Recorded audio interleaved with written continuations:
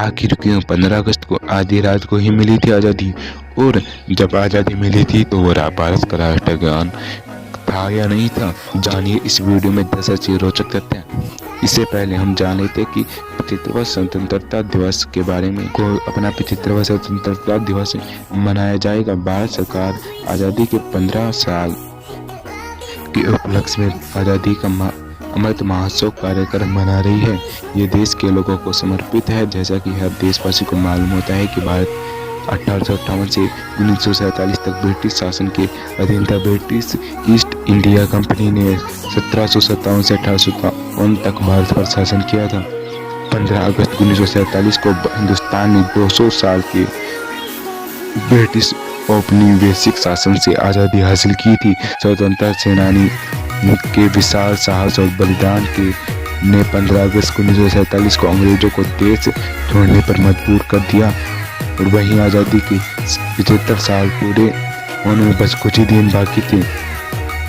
आई इतिहास पर फिर से एक नज़र घुमाई और भारत की स्वतंत्रता से जुड़े 10 रोचक तथ्यों के बारे में जानते हैं।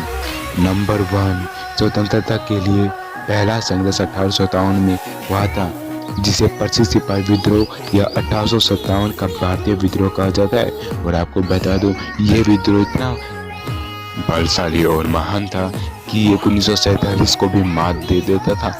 लेकिन कुछ गलतियों के कारण भारत को उस वक्त आज़ादी नहीं मिली थी, जिसका नेतृत्व मंगल पांडे ने किया था। झांसी की रानी लक्ष्मीबाई और बहादुर शाह जफर और टांटा टोपे और नाना साहिब अन्य भी थे, जिन्होंने साल 1857 में ब्रिटिश सैनिकों के खिलाफ विरोध का नेतृत्व किया था। नंबर 2, साल 1900 के दशक में स्वदेशी आंदोलन आया। बाल गंगाधर तिलक और जे.आर.डी. टाटा ने स्वदेशी वस्तुओं को बढ़ावा देने के लिए विदेशी सामानों का बहिष्कार करने के लिए बॉम्बे स्वदेशी को ऑफ स्टोर्स कंपनी लिमिटेड की स्थापना की।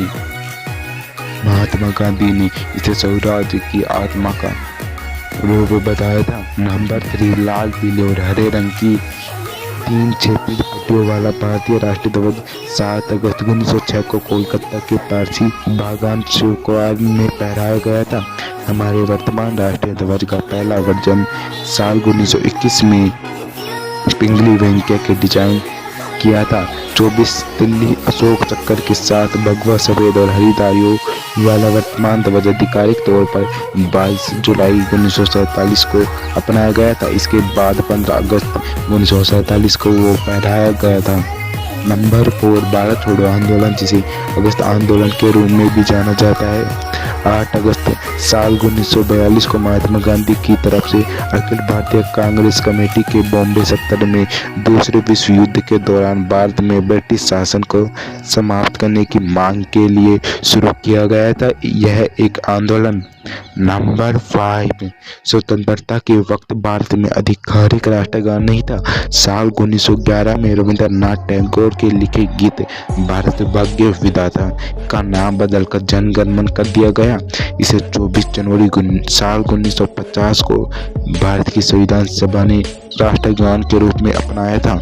नंबर 6, भारत और पाकिस्तान के बीच की सीमा रेखा, जिसे रेड क्लिफ रेखा के रूप में भी जाना जाता है, जो British barrister sir serial red Cliff ने 3 अगस्त साल 1947 को सीमांकित किया था।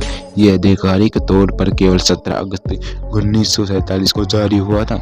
नंबर 7, भारत का नाम सिंधु नदी से लिया गया था। यह महान सिंधु घाटी सभ्यता की गवाही देता है, जो नदी की सहायक नदियों के बीच फली फूली थी।